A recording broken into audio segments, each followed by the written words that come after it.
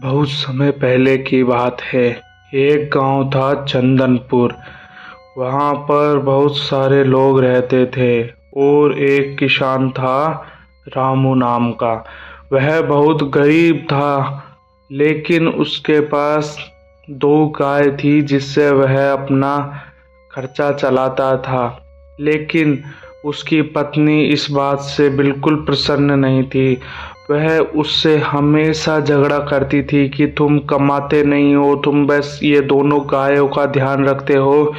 देखो हमारा घर कितना टूट गया है, ना तो हमारे पास घूमने के लिए पैसे हैं, ना बड़ी गाड़ी है। यह झगड़ा हमेशा होता था और पत्नी चली जाती थी, लेकिन वह रामू अपनी गायों के पास बैठा रहता था और वह शाम को सुबह रोज उसको ताने देती थी। यह सुन सुनकर वह परेशान हो गया और उसकी पत्नी उससे बोलने लगी कि अगर तुम 5 दिन के अंदर कमाने नहीं गए तो मैं घर छोड़कर चली जाऊंगी। ऐसा कहकर वह रसोई में चली गई। रामू यह सोचकर बहुत ज्यादा चिंतित हो गया।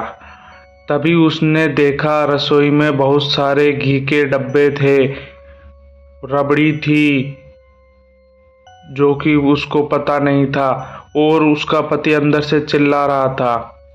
और वह फिर बाहर गया अपनी दोनों गायों के पास और उनसे बातें करने लगा। वह हमेशा यही काम करता था और वह उन दोनों गायों का बहुत ध्यान रखता था। और वह दोनों गाय खूब दूध देती थी। एक का नाम सीता, एक का गीता नाम था। दोनों बहुत सीधी गाय थी। और जब वह खाना लेकर आई तो वह आश्चर्यचकित रह गया, यह क्या लेकर आई। जैसे ही उसने खाया तो वह पूछने लगी, यह क्या बना दिया तुमने। तो वह बोली, मुझे पता नहीं, मैं तो दूध रख के आई थी, लेकिन वो बहुत ज़्यादा देर तक जल गया, उस वजह से पता नहीं ये क्या बन गया। लेकिन रामू को यह डिश बहुत पसंद आई और उसने ऐसा ही किया। बहुत सारे बड़े बड़े भगोनों के अंदर दूध को गर्म किया और मक्खन निकाल कर रबड़ी बनाने लगा।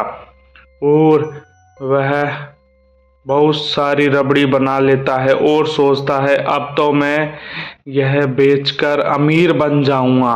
और फिर वह बहुत सारे ठेले में सामान लेकर रबड़ी बेचने के लिए दूर चला जाता है और बोलता है, रबड़ी ले लो रबड़ी। वह एक बरगद के पेड़ के नीचे अपना ठेला रख देता है और बोलता है, जिस किसी को भी रबड़ी चाहिए 10 रुपए की एक गिलास रबड़ी ले लो ले लो।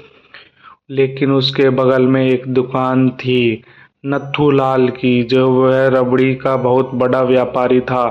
वह 50 रुपए की एक गिलास देता था और वह उसका नाम भी था और वह बहुत बड़ा था। लेकिन वह धोखे से सबको महंगी महंगी चीज़ें देता था, लेकिन गांव वालों के पास कोई और रास्ता नहीं था, वह उनसे ही लेते थे। लेकिन धीरे धीरे उसके ग्राहक कम हो गए। जब नथुलाल ने सोचा ऐसा क्यों हो रहा है, तब उसके एक सेवादार ने बोला कि रामू नाम का एक किसान जो कि बरगद के पेड़ के नीचे रबड़ी बेचता है, वह अपने से बहुत सस्ती रबड़ी बेचता है, वह 10 रुपए का एक गिलास देता है। यह सब सुनकर नथुलाल भी बोला, मैं देख के आता हूँ कौन है यह। और दोनों जाते हैं। वहां पर रामू अपना रबड़ी का ठेला लगाए खड़ा था। नथुलाल से बोलता है, देखिए मालिक, यह है रामू जिसने अपना पूरा धंधा चौपट कर दिया और यह सब ग्राहक भी इसके पास जाने को तैयार हो गए, क्योंकि यह सस्ता माल दे रहा है और इसमें मिलावट नहीं है। ऐसा सब बोलते हुए उसके सेवादार ने बताया। उधर रामू धीरे धीरे सारा माल बेचने लगा, लेकिन फिर उन्होंने चाल चली कि हमें इसको समझाना पड़ेगा वरना हमारा धंधा खराब हो जाएगा। यह सब बातें वह दोनों आपस में कर रहे थे। उधर रामू आज एक और ग्राहक आया उसके पास और वह रामू खुश हो गया कि आज तो पहले ही दिन 500 रुपये की खरीदारी हो गई। वह उसको रबड़ी खिलाता है, लेकिन उसको पता नहीं था कि वह भी नत्थू लाल से मिला हुआ है और वह अफवाह उड़ा देता है ये इसका माल नकली है। लेकिन यह सब सोच रामू घर चला जाता है कि आज तो सिर्फ 500 रुपये का धंधा ही हुआ था, लेकिन वह बहुत थक गया और फिर वह घर जाने लगा और घर जाकर अपनी पत्नी को बोला कि आज तो 500 रुपये का धंधा हुआ। पत्नी बोलती है हम कल और ज़्यादा धंधा करेंगे और ज़्यादा मेहनत करेंगे और वह और ज़्यादा रबड़ी बनाने लग जाता है और उसकी पत्नी भी उसकी मदद करती है, बोलती है आप बनाइए मैं अंदर जाकर और बनाती हूँ। और वह वापस से बहुत सारी रबड़ी बनाने लगता है और सोचता है अब तो पूरे गांव वाले मेरी रबड़ी खा लेंगे और वह बहुत सारी रबड़ी बना लेता है और मन ही मन खुश होता है कि अब मैं जल्दी ही करोड़पति बन जाऊंगा। और लेकिन उधर नथुलाल को लगने लगा कि यह हमारा धंधा खा जाएगा। तभी उसने सोचा इसका कुछ ना कुछ तो करना पड़ेगा। और उधर रामू अगले दिन भी ठेला लेकर बढ़ने लगा और वहीं उसकी जगह पर जाने लगा और धीरे धीरे वह पहुंच गया और उसने अपना ठेला लगा लिया। लेकिन आज वह क्या देखता है कि उसके पास बहुत सारे ग्राहक आ गए और वह खुश हो गया और वह उन सबको रबड़ी खिलाता है और वह सब लोग भी उसकी तारीफ करते हैं कि कितनी अच्छी रबड़ी बनाता है रामू बेटा तू, और सस्ती भी देता है।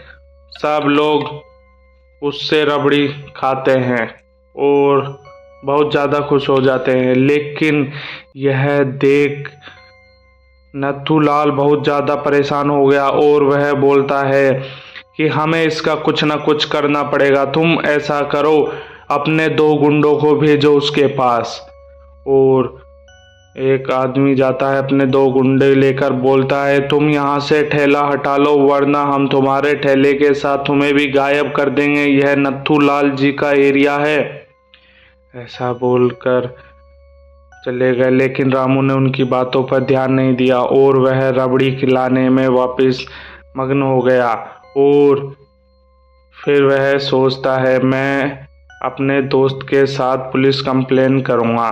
तो वह अपने दोस्त के साथ जाता है और वह दोस्त बोलता है चलो हम दोनों पुलिस के पास जाते हैं और उसकी कंप्लेन करेंगे।